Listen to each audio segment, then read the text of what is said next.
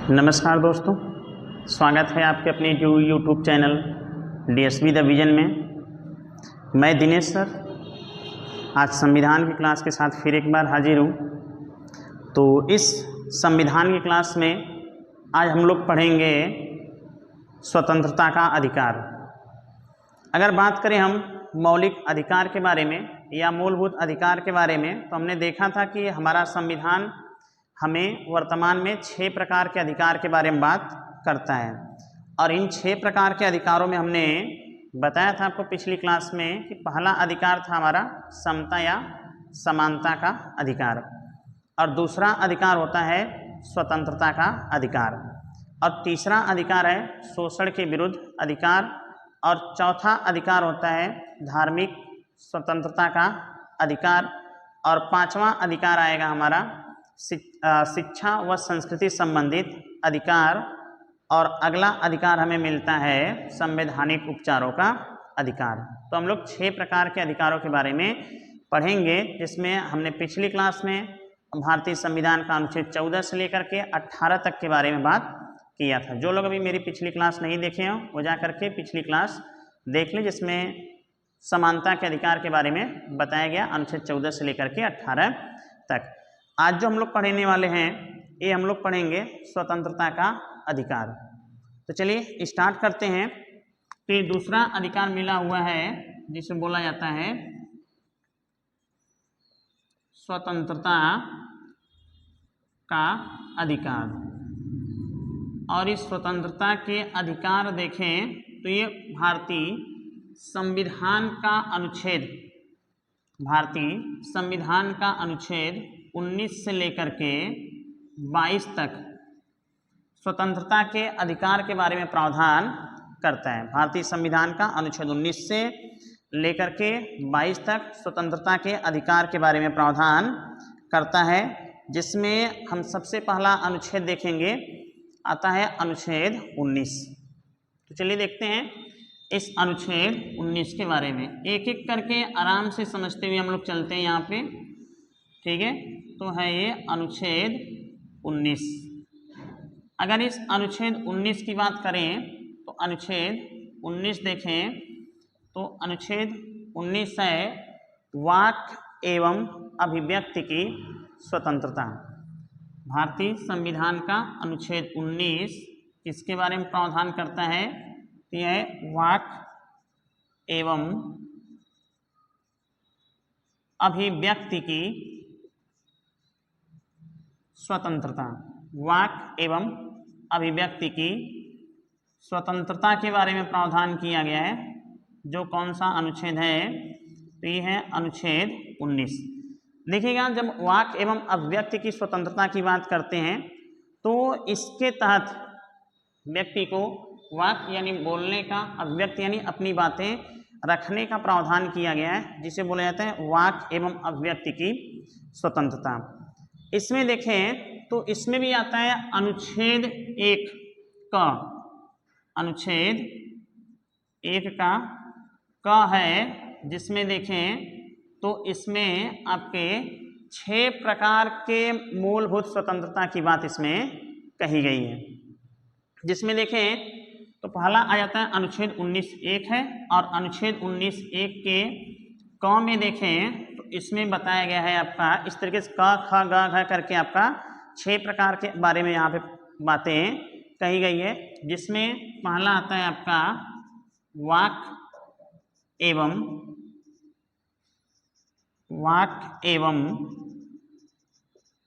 अभिव्यक्ति की, वाक एवं अभिव्यक्ति की स्वतंत्रता की बात कही गई है भारतीय संविधान के अनुच्छेद 1 के क में, वाक एवं अभिव्यक्ति की स्वतंत्रता।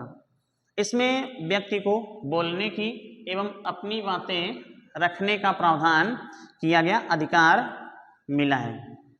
दूसरा देखें तो अनुच्छेद 19(1) का ख है, और इस अनुच्छेद 19(1) के ख में देखें तो व्यक्ति शांतिपूर्ण इसमें बताया गया है कि व्यक्ति शांतिपूर्ण एवं शांतिपूर्ण एवं निरायुध सम्मेलन की स्वतंत्रता, शांतिपूर्ण एवं निरायुध सम्मेलन की स्वतंत्रता की बात इसमें कही गई है।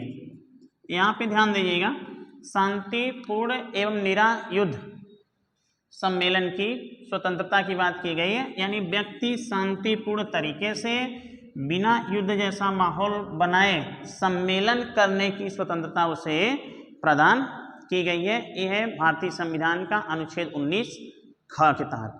आगे देखें तो अगला आ जाता है अनुच्छेद 19 ग। अनुच्छेद 19 1 का ग है, और इसमें देखें तो इसमें है संगठन या संघ बनाने की स्वतंत्रता। इसमें आपको ये स्वतंत्रता प्रदान की गई है कि आप कोई संगठन बना सकते हैं, संगठन या संघ बनाने की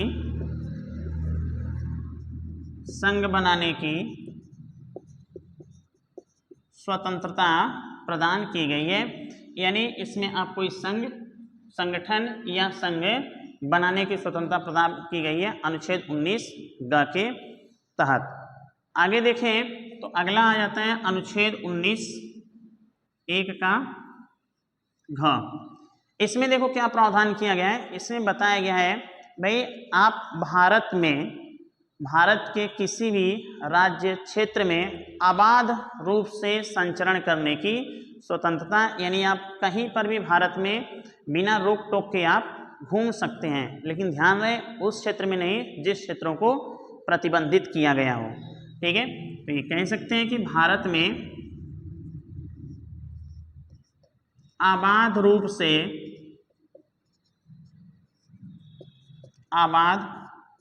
से संचरण की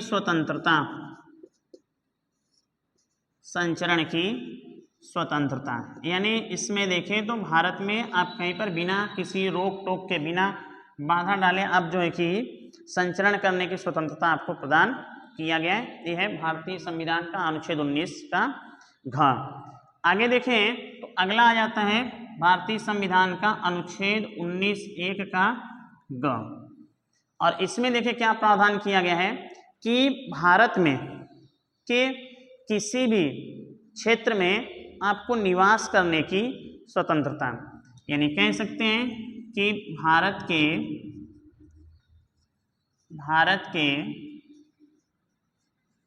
किसी भी भाग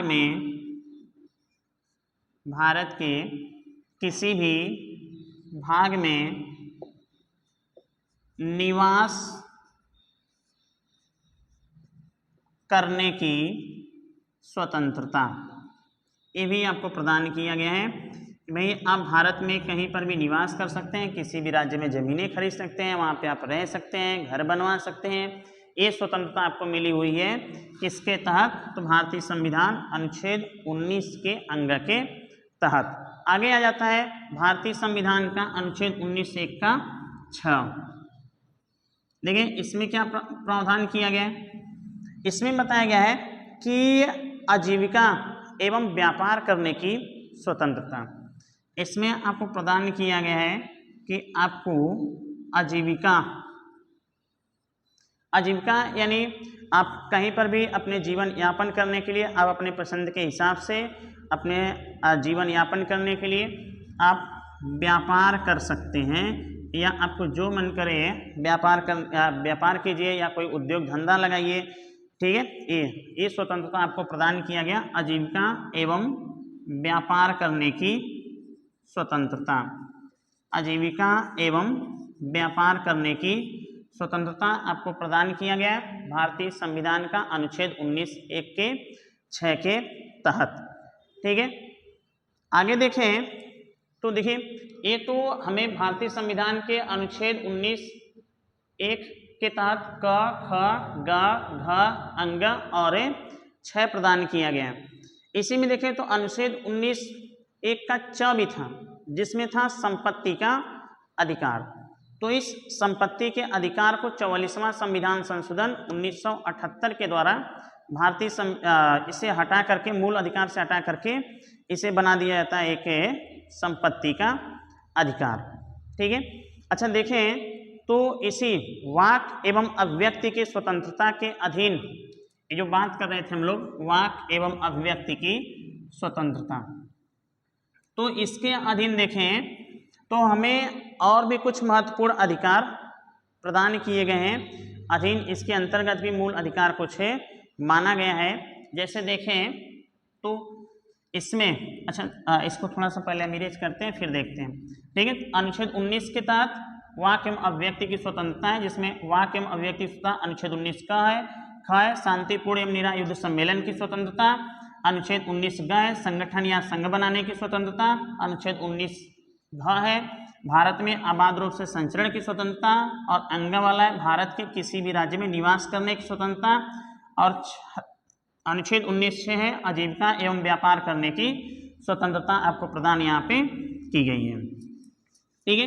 अच्छा इसके अंतर्गत देखें अनुच्छेद 19 का के अंतर्गत इसमें वाक एवं अभिव्यक्ति की स्वतंत्रता, तो इस वाक एवं अभिव्यक्ति की स्वतंत्रता के अंतर्गत देखें तो हमें कुछ अन्य अधिकार भी मूल अधिकार के तहत आपको प्रदान किए गए हैं, जिसमें देखें तो पहला आ जाता है प्रेस की स्वतंत्रता। प्रेस की स्वतंत्रता, ये देखिए जो प्रेस की स्वतंत्रता प्रदान किया गया ये अनुच्छेद 19 क के 1 के तहत आपको प्रदान किया गया है। यह अनुच्छेद 19 क में है वाक एवं अभिव्यक्ति की स्वतंत्रता के अंतर्गत ही आ जाती है आपकी प्रेस की स्वतंत्रता। ठीक है। फिर अगला देखें इसमें आ जाता है एक और है आपका राष्ट्रीय ध्वज को फहराने का अधिकार। राष्ट्रीय ध्वज को फहराने का अधिकार भी आपको प्रदान यहाँ पे किया गया है। ठीक है। और अगला देखें तो जानने का अधिकार, ये भी देखें तो आपके मूलभूत अधिकार के तहत आता है जानने का अधिकार। जानने का अधिकार प्रदान किया गया। फिर अगला अधिकार देखें तो चौथा इसमें हो जाता है चुप रहने का अधिकार। अच्छा ये भी देखिए आपका मूलभूत अधिकार है, चुप रहने का अधिकार। चुप रहने का अधिकार आपका कैसा अधिकार है, तो कहेंगे कि भाई ये मूलभूत अधिकार है, चुप रहने का भी अधिकार, यानी आप चुप भी रह सकते हैं, आपका अधिकार है चुप रहने का अधिकार। आगे देखें तो एक अगला अधिकार इसी के अंतर्गत और आ जाता है जो है आपका देखें तो विदेश जाने का अधिकार। विदेश जाने का अधिकार, ये भी आपको, ये आपका अधिकार है भाई, आपको विदेश जाने का भी अधिकार मिला हुआ है। और एक देखें तो एक और आपका मूलभूत अधिकार के अंतर्गत है सोने का अधिकार। देखिए सोने का अधिकार भी कैसा अधिकार है आपका, मूलभूत अधिकार के अंतर्गत इसको भी रखा गया है। तो ये अनुच्छेद 19 का के तहत वाक एवं अभिव्यक्ति की स्वतंत्रता के अंतर्गत ये भी अधिकार आपके प्रदान किए गए हैं। ठीक है। चलिए और आगे बढ़ते हैं थोड़ा हम लोग। तो जब और आगे बढ़ते हैं तो ये देखो अनुच्छेद 19 के तहत इतने अधिकार आपको प्रदान किए गए हैं। अब आते हैं अनुच्छेद 20। ठीक है। तो अब बात करते हैं हम किसके बारे में, अनुच्छेद 20 के बारे में। तो अनुच्छेद 19 आपका इतना कंप्लीट हुआ, इसको आप अच्छे से तैयार कर लीजिएगा। आगे देखते हैं अनुच्छेद कौन सा है, तो अनुच्छेद आ जाता है 20। और अनुच्छेद 20 में देखें तो अपराधों के लिए दोष सिद्धि के संबंध में संरक्षण प्रदान किया गया है। इसमें यह है आपका अपराधों के लिए, अपराधों के लिए दोष सिद्धि, अपराधों के लिए दोष सिद्धि के संबंध में संरक्षण। अपराधों के लिए दोष सिद्धि के संबंध में संरक्षण ये प्रदान किया गया है आपका अनुच्छेद 20 में। अपराधों के लिए दोष सिद्धि के संबंध में संरक्षण इसमें देखें तो इसी अनुच्छेद 20 में ही आपको बताया गया है कि भाई कार्योत्तर विधियों से संरक्षण, और देखें तो इसी में दोहरे दंड से संरक्षण का प्रावधान किया गया। यानी इसमें बताया गया भाई एक ही व्यक्ति को एक ही दंड के लिए दो बार, एक ही जुर्म के लिए दो बार दंड का प्रावधान नहीं किया जाएगा, बल्कि क्या रहेगा, एक ही बार उससे सजा सुनाई जाएगी। तो ये अपराधों के लिए दोष सिद्धि के संबंध में संरक्षण। अगला अधिकार देखें तो अगला आ जाता है अनुच्छेद 21। अगला देखें अनुच्छेद 21 है, और इस अनुच्छेद 21 में देखें तो प्रदान किया गया प्राण एवं दैहिक स्वतंत्रता। अनुच्छेद 21 है आपका प्राण एवं दैहिक स्वतंत्रता। प्राण एवं दैहिक स्वतंत्रता की बात की गई है, या इसी में कहें तो इसी में मिला है व्यक्ति को जीवन जीने का अधिकार। व्यक्ति को जीवन जीने का अधिकार है, या प्राण एवं दैहिक स्वतंत्रता का अधिकार यहाँ पे प्रदान किया गया। जो कौन सा अनुच्छेद है, अनुच्छेद 21 है। यानी व्यक्ति अपने जीवन यहाँ पे जीने का अधिकार उसे प्रदान किया गया है।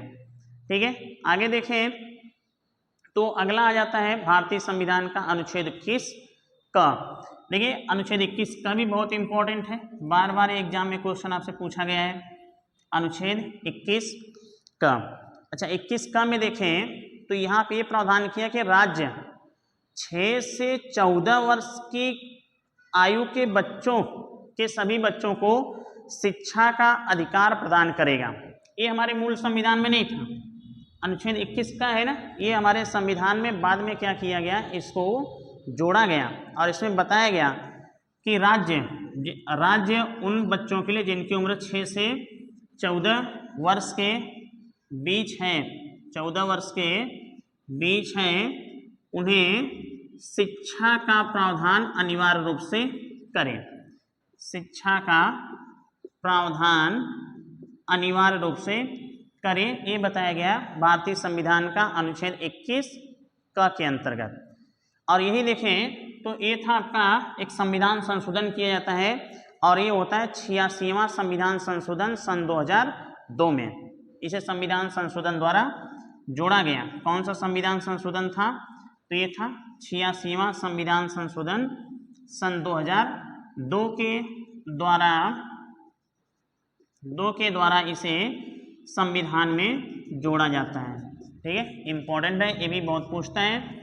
इसे क्या किया जाता है, इसके द्वारा इसमें संविधान में जोड़ा गया था, हमारे मूल संविधान में नहीं था। आगे देखें तो अगला अनुच्छेद आता है भारतीय संविधान का अनुच्छेद 22। तो अगला अनुच्छेद है अनुच्छेद 22। अच्छा 22 में देखें क्या प्रावधान किया गया है, तो कुछ दशाओं में गिरफ्तारी और निरोध से संरक्षण। इसमें बताया गया है कुछ दशाओं में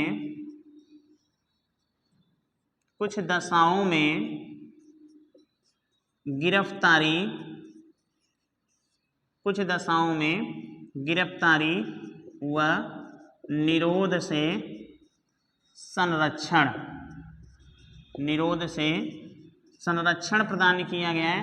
कौन से अनुच्छेद में, भारतीय संविधान का अनुच्छेद 22 में। ठीक है, तो आगे देखें तो इसके अंतर्गत भी देखें तो गिरफ्तार, अब देखिए जब भी यहाँ पे है ना कि कुछ दशाओं में गिरफ्तारी व निरोध से संरक्षण प्रदान किया गया है। जैसे आप इसको अगर ऐसे समझें, भाई अगर आपको कोई गिरफ्तार करने पुलिस आती है तो आप उससे पूछ सकते हैं, क्या पूछ सकते हैं कि आपको गिरफ्तारी करने का कारण जानने का अधिकार है। यानी अगर आपको पुलिस गिरफ्तार करती है तो आप उससे कारण आप पूछेंगे कि भाई आप हमें क्यों गिरफ्तार कर रहे हैं। ठीक है, और अगर दूसरा देखें तो अपने रुचि से, अपने पसंद के हिसाब से आप अधिवक्ता कर सकते हैं, उससे अपना परामर्श करने का अधिकार आपको मिला हुआ है। और इसी में देखें तो ये भी है कि भाई किसी भी गिरफ्तार किए गए व्यक्ति को 24 घंटे के अंदर अंदर नज़दीकी न्यायालय के समक्ष उसे पेश किए जाने का भी अधिकार है। यानी अगर आपको पुलिस गिरफ्तार करती है नहीं, वो आपको 24 घंटे के अंदर अंदर नज़दीकी न्यायालय में प्रस्तुत करेगी। लेकिन ध्यान इस बात का रहे कि उसमें आने जाने का समय और छुट्टी का समय छोड़ दिया जाता है, काट करके 24 घंटे को काउंट किया जाता है। ठीक है, तो आज की क्लास में इतना ही। कल हम लोग पढ़ेंगे इसमें शोषण के विरुद्ध अधिकार। ठीक है, तो आप मेरी वीडियो को देखते रहिए और लाइक कीजिए, शेयर कीजिए, सब्सक्राइब कीजिए। ठीक है, धन्यवाद। आज की क्लास में इतना ही।